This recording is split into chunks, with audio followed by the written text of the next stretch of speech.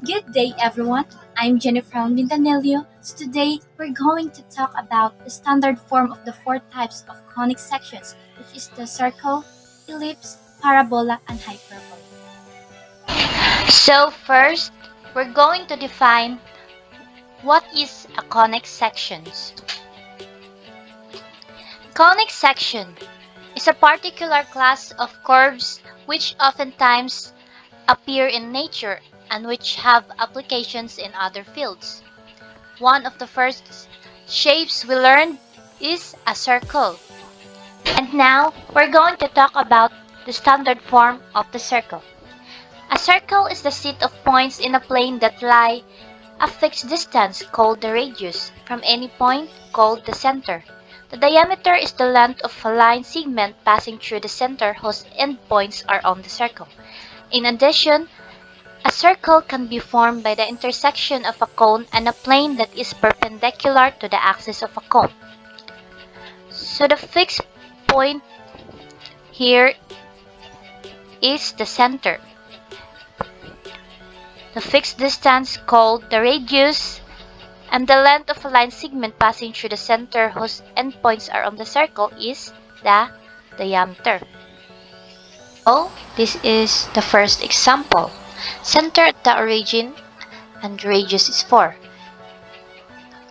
So origin man siya, it means walay value ang center. It means the h and k or the center is equal to 0. Ang atong gamiton nga formula is x squared plus y squared equal to r squared. So unsa may radius nato?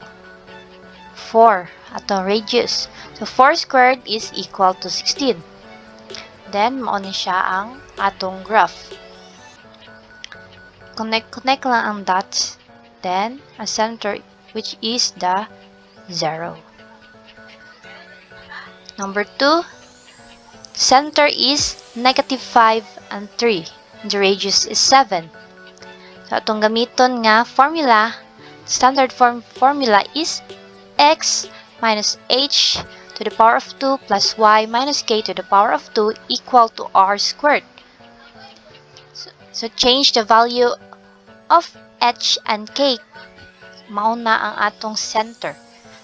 X minus to the value of h which is negative 5 to the power of 2 plus y minus to the value of k which is 3 to the power of 2 equal to the value of r or the radius which is 7 to the power of 2. The next step, we need to multiply negative times negative. Negative times negative is equal to positive. So pag negative ang value sa center nato, automatic na siya ma-positive. Pag positive po ang value sa center, mahimo siyang negative. So x plus 5 to the power of 2 plus y minus 3 to the power of 2 equal to 7 squared is 49. Then this is the standard form of a circle. The next step is we need to multiply. X times squared is x squared plus 5 times x is 5x times 2 equals to 10x. Then positive 5 to the power of 2, positive 25. And y times squared is y squared. Negative 3 times y is negative 3y times 2 is negative 6y. And negative 3 to the power of 2 is positive 9 equal to 49. Next step is we need to combine like terms. 6 squared plus 10x plus y squared minus the 6y and 25 plus 9 is 34 equal to 49. The next is we need to transpose 49. Positive 49 turns into negative 49. Then 34 minus 49 is equal to negative 15. So, mao ni siya ang general form. Kani sa upper part, this is the standard form and the lower part is the general form. Then, mao din ni atong graph for the number 2. Ang center, which is the negative 5 and 3. Then, mo na din niya ang mga dots niya na makonect nimo para ma-form siya og circle. So, let's proceed to the standard form of ellipse. An ellipse is the set of points in a plane whose distance from two fixed points, called foci, have a sum that is equal to positive constant. In other words, if points f sub 1 and f sub 2 are the foci, and d is some given positive constant, then xy is a point on the ellipse if d is equal to d sub 1 plus d sub 2. In addition, an ellipse can be formed by intersection of a cone with an oblique plane that is not parallel to the side of the cone and does not intersect the base of the cone. Points on this oval shape, where the distance between them is at a maximum, are called vertices and define the major axis. The center of an ellipse is the midpoint between the vertices. The minor axis is the line segment through the center of an ellipse, defined by 2 points on the ellipse where the distance between them is at a minimum. The endpoints of the minor axis are called co-vertices. And this is the form of ellipse. So, mao ni ang ellipse, mao ni ang cone, then mao ni ang forma sa ellipse. Sa circle is paana mo to siya diri pa straight. So, ang ellipse kay patakilid siya gamay. So, sa babaw nato lang tawon, mao ni ang view niya. Sa vertical ellipse, mao ni kita nimo ang center, then ang major axis, the minor axis, the vertex, and co-vertex. And sa horizontal ellipse pod, mao pod ni ang view niya.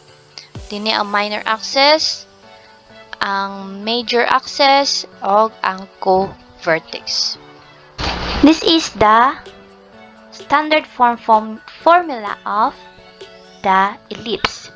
X minus h to the power of 2 over a to the power of 2 plus y minus k to the power of 2 over b to the power of 2 equal to 1. And let's give an example.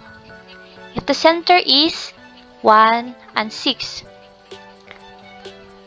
kung ang center is 1 ug 6, so butang nato ang formula, mo ni atong gamiton cause naaman siya center, which is the h and the k. Change the value of the center.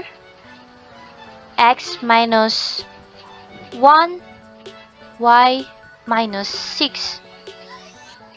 So, akong gibutang nga value sa a squared is 9 and sa b squared is 4. So, dapat ang value ni a squared is dapat dako siya compare sa b squared. To get the a, igor mo siya square root. What is the square root of 9? Square root of 9 is 3. So, mao na ang atong a. The square root of b squared, square root of 4 is 2. And this is our graph. For the minor axis, MA equal to 2b. So, 2 times the value of b, which is 2. 2 times 2 is 4. For the major axis, MA is equals to 2A. So, atong value set A is 3. So, 2 times 3 is 6. So, mao ni ang atong ellipse. The graph of the ellipse. So, mangatag kog another example. Okay, mao ni another example mo ning given. So, sa ilaang duha, kinsa kinsa man ang a squared sa ilang duha, di ba? Di ba ang 25 kay siya man ang mas dako. So, ang a squared gali mas dako compare sa b squared. Mao gyapon to siya. Ito ang a squared is 25. So, man ang square root sa 25 is equal to 5. The same ra po sa b squared which is 16. So, man ang square root sa 16 is 4. So, ang atong center is the 3. So, negative 3, mahimo siyang positive 3. Ang k, which is 2, positive 2, mahimong negative 2. Mao na ang atong center. Mao ni ang atong graph. Sa minor axis, MA is equal to 2B. So, unsa man natong value sa B? Is 4. 2 times 4, 8. Sa major axis pod, MA is equal to 2A. Ang value sa tong A is 5. 2 times 5 equals 10. Mao ni ang atong graph sa ellipse. Mao ni ang center, 3 and negative 2. Then, mao din niyang mga dots para makonect nato sila. And now, let's proceed to parabola. A parabola is the set of points in a plane equidistant from a given line, called the directrix, and a point not on the line, called the focus. In other words, if given a line L, the directrix, and the point F, the focus, then xy is a point on the parabola if the shortest distance from it to the focus and from it to the line is equal as pictured below, right here. So, dapat parehas sila og distance. Next, the vertex of the parabola is the point where the shortest distance to the directrix is at the minimum. In addition, a parabola is formed by the intersection of a cone with an oblique plane that is parallel to the side of the cone. So, mao ni ang forma sa parabola. Paana siya. Mao ni ang cone, then mao ni ang plane. So, parallel. This is the standard form equation of a parabola. If the vertex is 0 or the vertex is a region. So, for the horizontal parabola, y squared ang atong gamiton o sa vertical pod, x squared pod. Kung ang 4p is positive siya, so sa right siya. Opens to the right. Kung ang 4p pod negative, so sa left siya ga atubang. Ang directrix pod dinhi kay vertical. The directrix is vertical. The vertex is midway between the focus and the directrix. Sa vertical parabola pod, para sa gyapon pag origin, mao ni ang gamiton nga formula. Kung ang 4p pod is positive, pababaw siya. Kung ang 4p is negative, paubos pod siya. The directrix is horizontal and the vertex is midway between the focus and the directrix. So dinhi vertical and dinhi pa-horizontal ang directrix. So kani ang formula sa parabola if naay value ang center, which is ang h o ang k. Para sa gyapon, Pag ang 4p is positive, so opens to right siya. And kung ang 4p is negative pod, sa left pod siya. Then dinipod sa pika sa vertical parabola. Pag 4p kay positive, opens upward. Pag 4p is negative, opens downward pod. Now, let's give an example for standard form of parabola. X squared equals to 8y. So, ang given is an origin. So, walay value or ang value sa vertex is equal to 0. So, atong gamiton is x squared equals to 4py. Kay origin man siya. So, let's find the 4p or p first. So, 4p is equals to 8. Dara, gikan din ni ang 8. So, 8 divided by 4. So, nahimo siyang 2. So, atong vertex is origin man. So, equal to 0 siya. Then, we need to find the focus. So, first, we're going to locate the vertex first. So, ang vertex is 0 man. So, naa siya diri sa center. Mao ni atong center. To find the focus, gamito nato ang value ni p, which is that 2.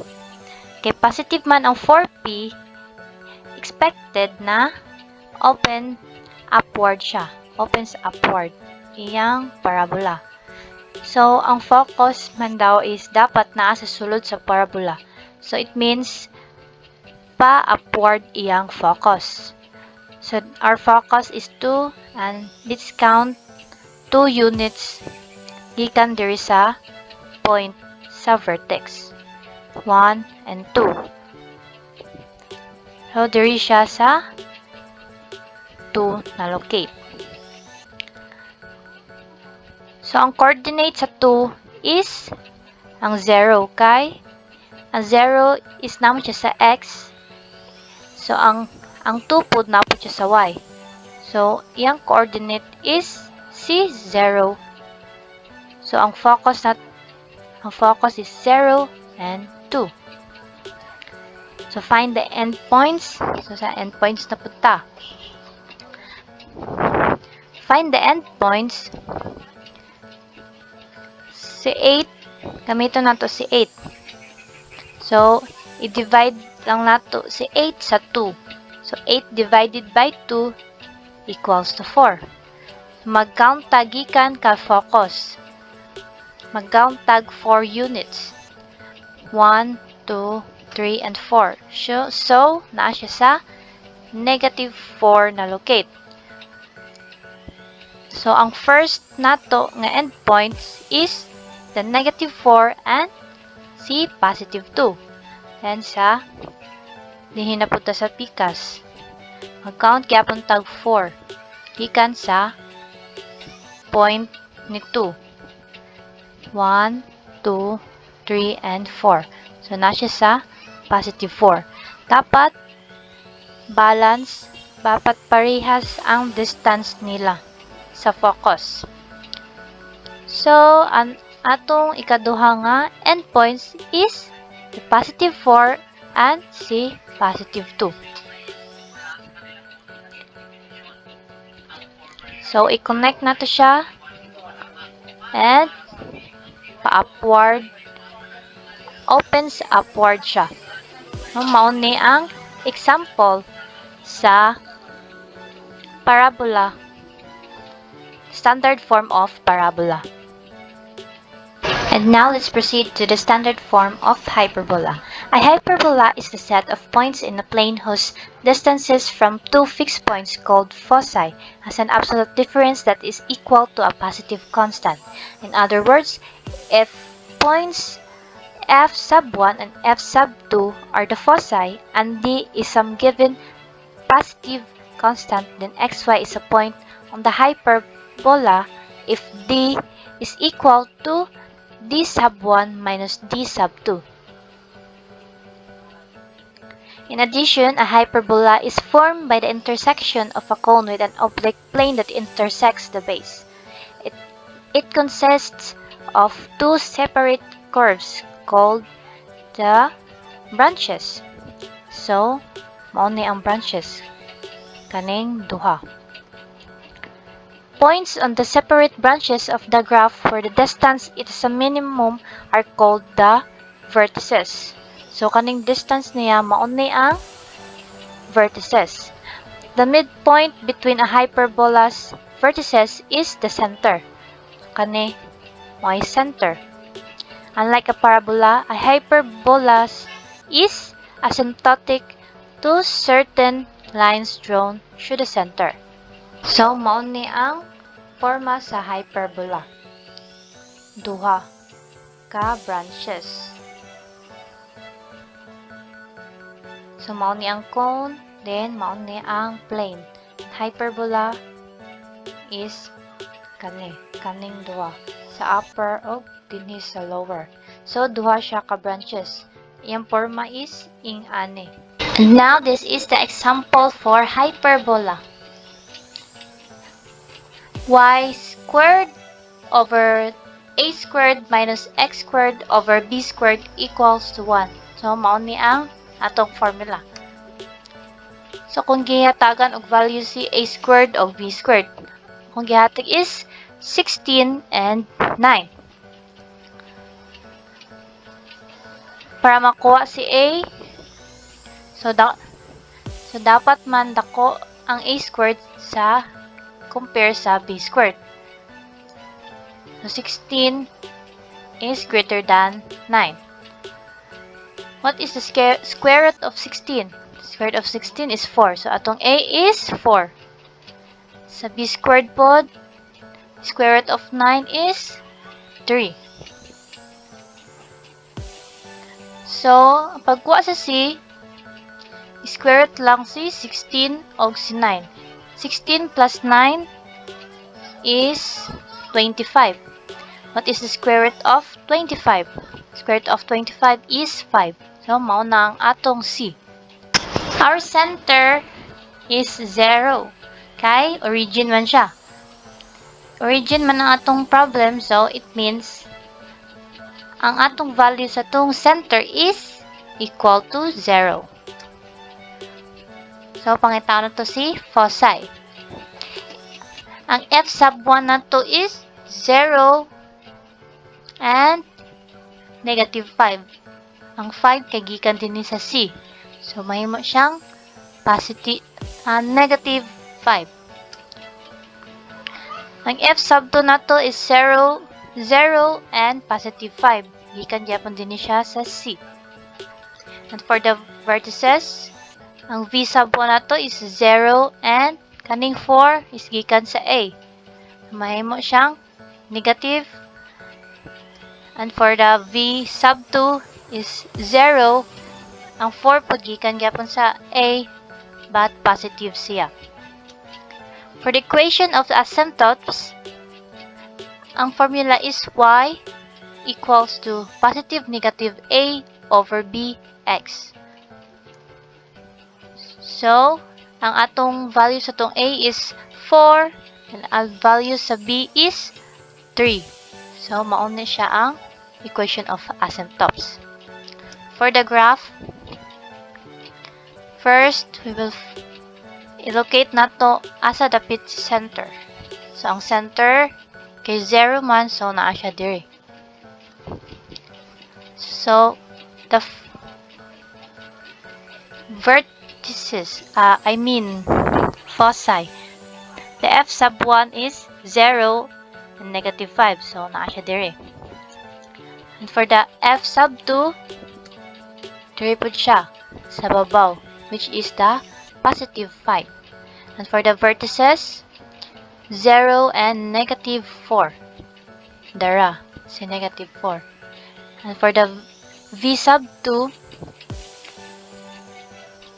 0 and positive 4 na sa taas. And now for the remaining sides, we will use b unit, which is 3. So positive 3 from the right side and negative 3 from the left side.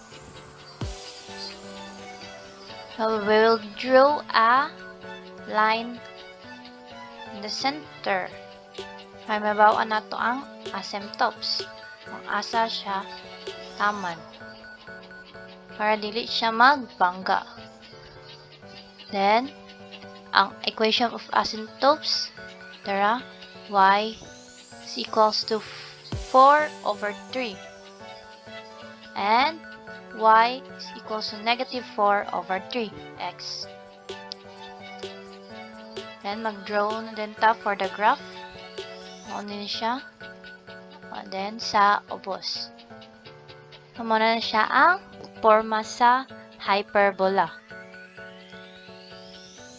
And that's the end of the discussion on my knowledge about the conic sections. Thank you and God bless.